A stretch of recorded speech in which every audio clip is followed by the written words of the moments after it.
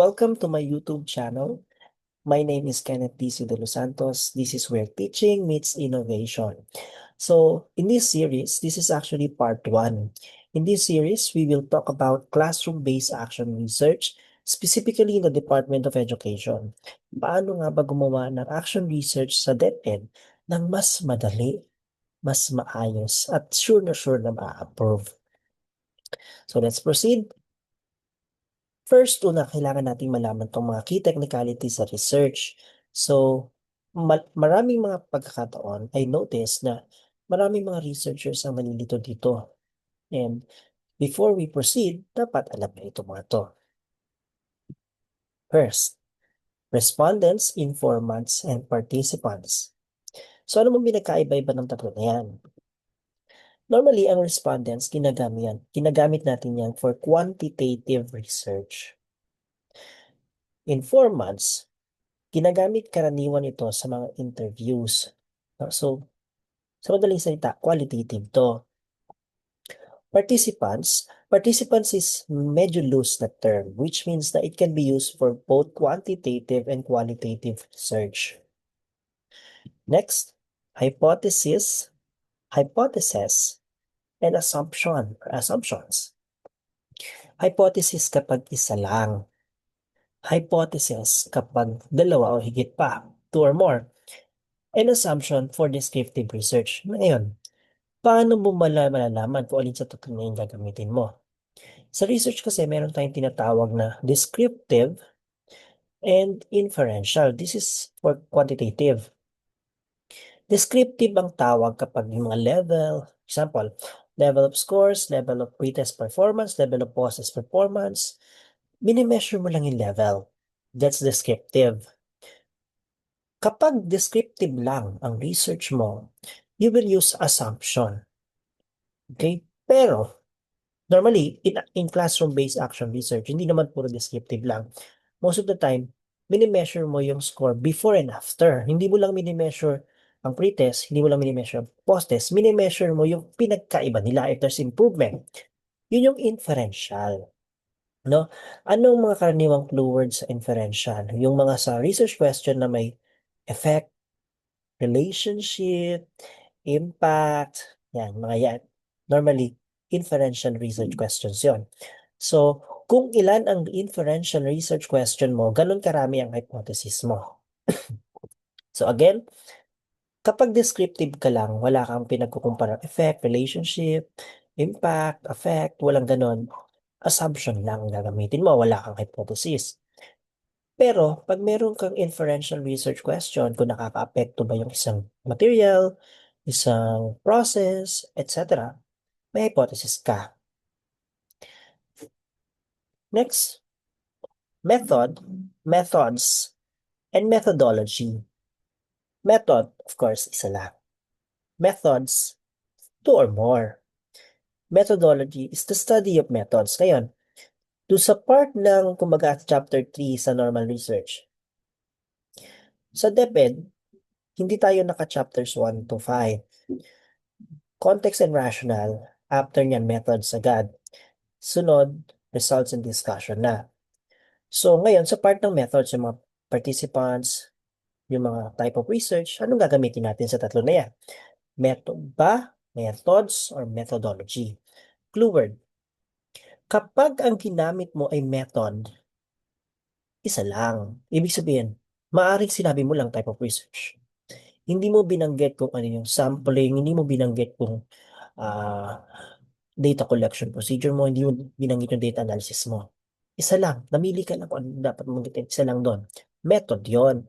Pero pag babanggitin mo marami, binanggit mo yung type of research, binanggit mo yung sampling procedure, data analysis, etc. Methods. Now, methodology, hindi siya masyadong gamitin because, again, methodology is the study of methods. So, kung tutukuyin mo, ano-ano yung mga methods na ginamit mo, you have to use the word methods. Okay, ito pa isa, no? Normally, ito naman, madalang tumanotice ng iba kahit ang mga panel, hindi ka alam yung iba to. But in international journals, na mga napagpasahan ko na, no? Results and findings are different from each other. Results, normally ginagamit siya kapag quantitative. Findings, ginagamit siya for qualitative. And may mga pagkakataon na nakasulat, di ba, sa mga naka-publish na research. Results and findings parehas andun. Maybe because mixed methods siya. Next, ito pa isa sa nalilito ang mga teacher, researchers. Consent and assent. Consent ay nanggagaling sa magulang. Assent ay kinukuha sa mga minors. Okay, so basically, assent is parang pinapipirma mo yung mga minor mong students na nag-agree sila mag-participate. Pero hindi sapat yun. Kasi minor nga sila. Nag-agree lang sila bilang minor. So, kukunin mo pa yung consent ng kanilang guardian or ng kanilang parents. So, normally sa classroom-based action research, mga minors karaniwan ng ating mga participants dyan. So, you will get both assent from the learners themselves and consent from their guardians or parents. That they agree. They both agree, assent for the learners that they agree to participate, and consent from the parents that they agree for their child to participate. Na ito pa, marami pang nalilito dito, no? Instrument and intervention, magkaiba po ito. Pag sinabi natin instrument, these are tests. These are measurements na ginagamit mo para malaman yung level of something. For example, you want to know the level of performance. Maybe you will use pretest or post-test. Instrument yon. Or maybe you will use the use of diagnostic test. Instrument yon. Or sometimes kung may mga Likert scale yung mga 5, 4, 3, 2, 1, 4, 3, 2, 1, instrument yon. Now, basically, instrument is used to measure. Now, ano yung ginagamit mo to measure?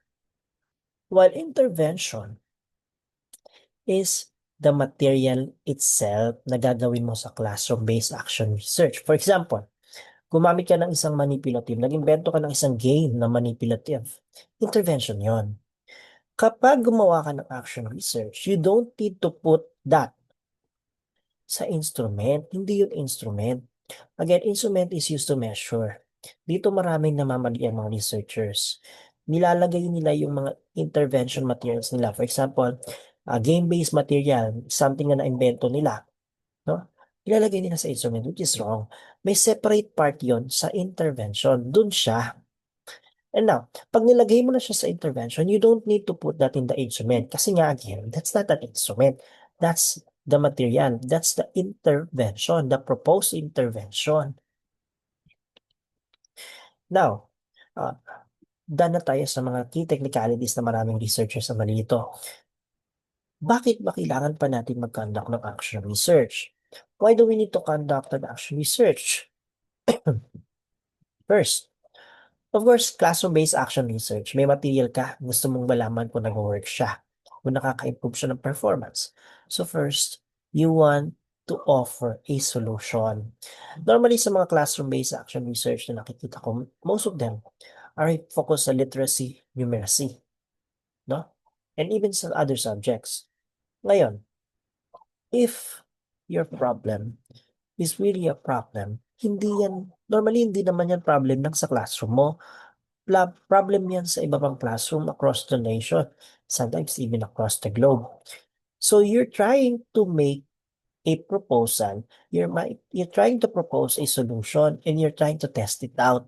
Yun ang purpose ng action research. You're offering a solution and testing out whether it works, whether it will work. Next, of course, you want to learn. And by that, I mean, you want to prove or disprove something. For example, may game-based learning material ka, that's your intervention. That's your solution that you offer. You want to prove that it works. Or, kapag napatunayan mong hindi, ay you disprove na hindi pa siya gumagana. So, does it matter if you disprove? Huwag niyong dadayain po ang mga research, no? Hindi ibig sabihin na nakalagay na indicate ng research mo na hindi effective, nag-fail ka na. Again, you are trying to propose something. And if you're trying to propose something, Pag nalaman mo na yung pinapropose mo pala ay hindi effective, then you stop at that. You recommend to find other solution. Yun ang finding mo ngayon. For example, game-based learning, example only. You found out that game-based learning is not effective for, let's say, EPP. Then that should be your finding. That should be your result. That should be your conclusion. Now, anong recommend mo? Well, you explore other, for other researchers to explore other means, other intervention, other ways, other solutions. Again, hindi ibig sabihin na you failed to prove na your intervention works. The researcher or the research itself failed na. No? It just disprove an idea and it will help other researchers in the long run. And of course, you know naman, no? Research, pag natutunan mo action-based action research or classroom-based action research, madali na sa yung makapag-research sa mga master's degree, doctorate degree, etc. Of course, we have to pursue more. Because alam naman natin sa DepEd, if you're aiming for more, for example, you want to be a master teacher, pag maed ka lang, 0 point ka. Ano po? Of course, you want to be promoted. To tell you honestly, no? Ngayon, iba na kasi ang guideline. Pero when I was ano, applying for teacher 3 position, actually that was no, last year. 2 years pa lang ako in service. And because I have action research, I got promoted. So, of course, action research can make you promoted. Funds. Actually, I have a birth-funded research. So, nakakapag-research ka na, nakaka-offer ka na ng solution, nagkakaroon ka pa ng financial gains. No, yung financial naman na yun, you will use that for your research. Pero may mga times kasi nga, nagsasobra doon, pwede mo naman siyang gamitin for other means as long as justified siya and legally sound. No? And of course, for the benefit of the learners pa rin. So many of the instances kasi, nag-research ka na nga, sagot mo pa lahat. No? Pero sa DepEd, if you're birth funded, sagot ni DepEd ang financial needs for the research. And of course, you want to build connection. Alam nyo, dahil sa research, I built so many connections. Now, why do teachers struggle with writing and action research? Of course, it's like a road. You just have to tell them how to go there. And in this series, we will tell you how to go there, how to make an action research. Now, let's proceed. In classroom-based action research, you need to ask yourself first, what is the problem? Or specifically, what is the target? Anong ibig kong sabihin dyan? Alamin mo muna kung anong target mo. Sinong bata? Or let's say, anong section ang gusto mong targetin? No? Baka may problem sa kanila. Maybe mahina ang kanilang comprehension, mahina ang kanilang literacy, numeracy. Yun yung problem. Doon ka hahanap. Yun sila yung magiging target mo. Ngayon na ano mo na, halimbawa pinakamahina, let's say for example, grade 4. Alamin mo din kung anong problem sa grade 4 specifically because you cannot address everything. No? Let's say for example, grade 4 across grades 1 to 6. No? Grade 4, halimbawa, yung pinakamababa ang competency. Normally, hindi naman yan just one subject lang. And you cannot address all subjects. So you choose. Okay, first, target mo, grade 4. Narrow down mo pa. Anong subject sa grade 4? Normally, you start with your own class. No? For example, kung ikaw ay science teacher, yun, doon ka na lang muna mag-focus. Kasi mas mahihirapan ka. For example, science class ka, science teacher ka, pero ang pinakamahina nilang subject is math. Yeah, yun ang pinakamahinang problem. But problem is, if we want it to be easier, na mas madali sa researcher, you start with your own class. No? Baka kasi problem din naman yung class mo. You can offer, pwede naman kasi yung math teacher ay gumawa ng sarili niyang action research. No? We're not ignoring the problem. It's just that it's easier for the teacher researcher. And kung, let's say, sabihin natin, matang kinuha kasi that's the least. If it's not convenient for the teacher, it will not be convenient to conduct the intervention. In the long run, learner pa rin ang magsasuffer kung hindi masyadong makakandak ang intervention. So you start with your own class. For example, my class is science. So I'll start with that. Pwede rin namang numeracy, literacy, and other subjects na, na sa tingin nyo ay problem din. Next, then ask yourself, what is the situation? Kasi it will help you narrow down kung ano yung mga solution na pwede mong magawa. For example, last school year 2023-2024, may heat wave. No? Kaya maraming disruptions ng klase. Kaya I proposed an intervention during that time na for independent learning na pwedeng gawin sa bahay. Next, school year 2024-2025, ang problem naman namin, wala nang ang disruption, but the problem is, ang distraction nasa school na mismo. Distractions and lack of physical activities among learners. Distractions na gustong maglaro ng maglaro. No? And yung iba naman, ayaw naman maglaro. So we need to balance. Kaya ang pinopose naman namin dyan is game na involve lahat. And yung game na yon, Pinoy Games. Yung Pinoy Games na yon, integrated ang science. See, actually, the main subject is science. And integrated lang pala yung mga Pinoy Games. No? For example, mga piko, tumbang preso, naka-integrate yung mga lessons doon. Ngayon namang school year, napansin namin na learners are more technologically literate than teachers. So which means na, okay, na-solve natin yung problems ng past two school year. Anong naman ang nakikita nating problem ngayon? Mas magaling pala ang bata sa computer ko pala kay teacher. So we focused on training the teachers. So, do you get what I mean? You try to find the root cause, huh? And make solutions from that. Now, what is your proposed intervention after finding out the root cause? Ano na intervention mo? So these are the things that you should maybe consider in making your intervention. First, just like what I have told you a while ago, normally ang problem sa classroom-based action research ay hindi problem mo lang. Normally, problem yan ng buong bansa, sometimes even whole world. So you make sure that your solution, your intervention should be replicable. You know what do I mean with that? You make it a point that it will solve the problem, but it's easier to replicate. That it's easy to replicate so that other teachers, for example, if you found that your research is really good, other teachers can copy your intervention in a way para ma-solve din nila yung problem nila. Cost. It should outweigh the cost. No? Yung value na makukuha ng learners, ng teachers sa intervention should be more than the cost itself. Huwag naman sobrang mahal ng mga gawa ng intervention, like may robotics ka pa. Tapos hindi naman pala masyadong natuto. Natuto pero konting-konti lang. Kung makakagawa ka ng mas mura, no? Mas mura, impossible, zero. May mga zero. We created an intervention na zero ang cost. Pero malaking improvement. And it should be developmentally appropriate.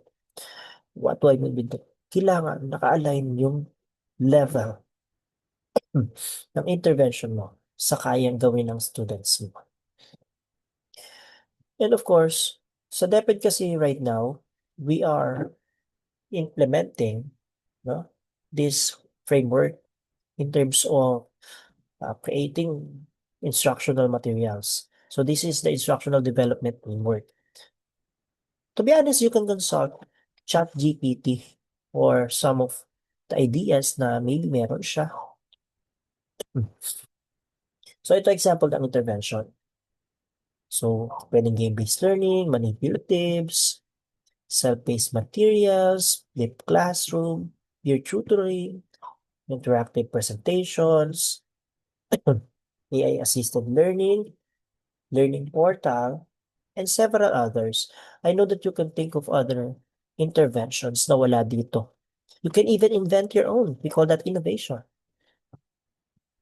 So, this is an example of an intervention that we created sa school namin, no? So, ito yung nung school year 2020 to 2024 kung saan napakaraming classroom disruption. This is actually just an interactive presentation na meron siyang integration of Visual Basic. Kaya pag nilalaro siya ng bata, monitor yung score, nada-download yung scores. No? Ayan. So kaya may scorecard yan. Malalaman ni bata kung ilan ang scores niya. At mapapadala din kay teacher kung ano yung scores ng bata. Ayan. Now, bakit pa napili ang intervention na yan? So, these are some of the things that I mentioned why we implemented that material, that intervention to be specific. So, because trend, that is suitable for independent learning kasi. Ang trend yon. No, trend na rin ang paggamit ng technology because that intervention can be used for laptops and cell phones and smartphones, no? So, trend yon, of course, napapanahon. Replicability. Kayang-kayang gawin ng ibang teacher basta marunong silang gumawa ng PowerPoint. Independent learning. Again, during that time, napakaraming class disruptions. And because of that, we had to resort to independent learning. Accessible because hindi niya kailangan ng internet connection. You can access it anytime, anywhere. Of course, you have to download it first. And after that, offline na siya. Next is cost-friendly. We did not spend a single dime in making that material. Of course, sa mga printing ng mga pre-test, post-test, meron. Pero in making the intervention itself, wala. Walang ginasta kahit piso. Kasi yung internet connection, meron sa school. Given na yun. Di naman tayo nakakasali dun sa bayan nun. Laptop ang ginagamit ng teacher, researcher. No? So, meron din naman. Can be easily edited. For example, may nakita tayong typographical error. Pwedeng baguhin agad. Hindi, unlike yung mga printed materials na pag na-print, that's it. Pwede mong ulitin kaso that would cost more money. And of course, not easily broken. Other materials like yung mga manipulatives, most of the time after ng validation, nasisira na siya because tinatambak. But that material, that intervention, na nasa phone, pwede mo siyang isave sa Google Drive after so many years, basta buo pa yung file, can still be used. So again, that's it for our part 1 of this series. See you in the next part, and I hope you learn a lot from this discussion. Thank you so much.